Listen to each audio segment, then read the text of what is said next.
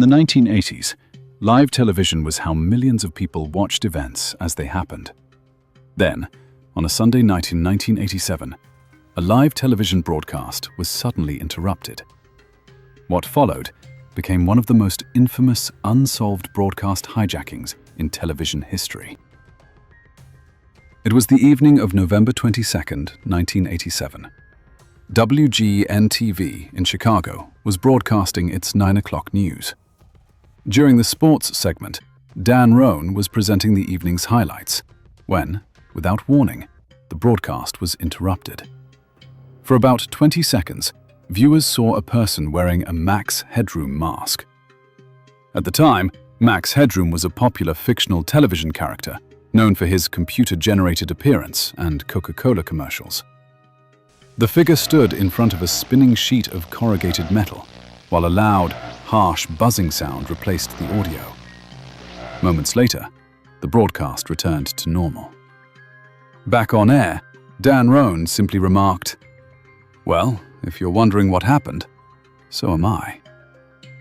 At the time, it appeared to be nothing more than a brief technical problem. If you enjoy mysteries like this, consider subscribing. Just over 2 hours later, at around 11:15 p.m., when WTTW in Chicago was broadcasting Doctor Who, the signal was hijacked again. A figure wearing the same Max Headroom mask appeared on screen.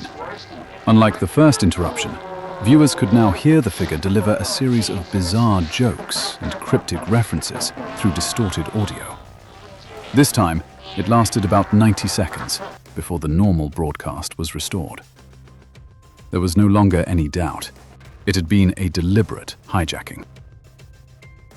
In the 1980s, television stations didn't send their broadcasts directly to people's homes.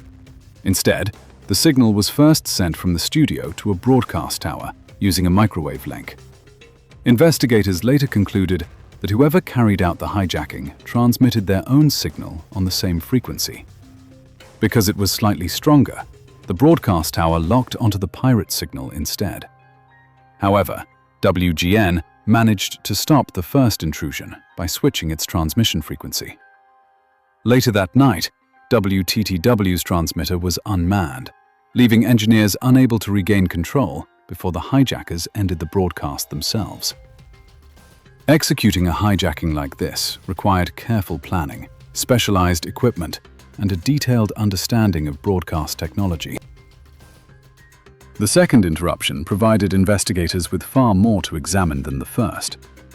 During the broadcast, the masked figure made a series of unusual references.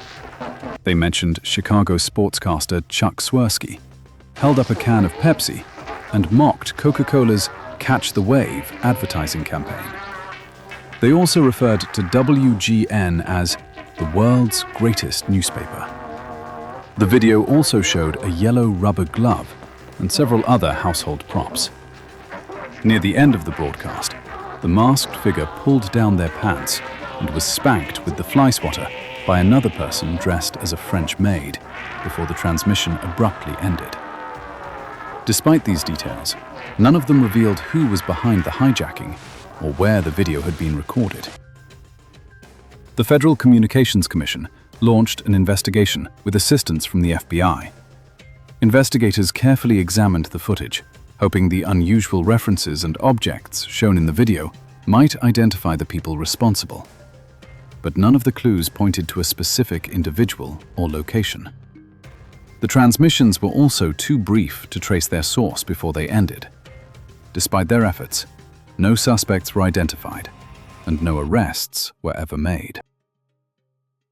Over the years, many theories have attempted to explain who was behind the hijacking.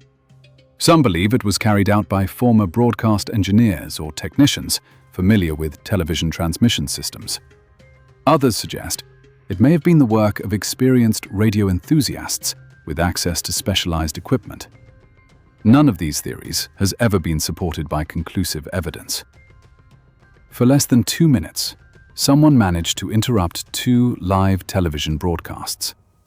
Who was behind the hijacking remains one of television history's most enduring, unsolved mysteries.